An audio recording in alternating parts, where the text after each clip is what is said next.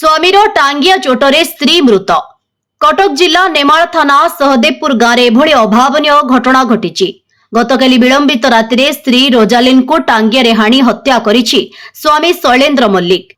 सूचना अनुसार नेमाल थाना सहदेवपुर गाँव शैलेन्द्र मल्लिक जुलाई 12 तारिख में केन्द्रापड़ा जिला सदर थाना अंचल नानाकर गाँव रोजालिन को वैदिक रीति विवाह करथिले।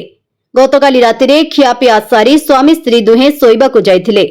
हठात दुहिंक मध्यरे कोनोसी कारणरू झगड़ा होइथिला। एथिरे उत्त्यक्त होई शैलेन्द्र एक टांगियारे रोजालिन को लहु लुहाण करी पकाइथिले। घटनास्थଳରେ ही रोजालिनकर प्राणवायु उड़ी जाइथिला। परिवार अन्य सदस्य मानकु हाणिबा भय देखाई शैलेन्द्र फेरार होई जाइछि। अन्यपटे रोजालिनक परिवार लोके एही हत्याकांड रे शैलेन्द्रक परिवार लोक सामिल थिबा अभियोग करिसंती। एही घटना आकस्मिक। हत्यार कारण जानि नाहंती बोली शैलेन्द्रक बापा मां सफेई दैछंती। 2 मास तले शैलेन्द्र केन्द्रापड़ा सदर थाना अंचल नानकार गाँव रोजालिन को विवाह करथिले। स्वामी स्त्री मध्यरे सुसंपर्क थिला।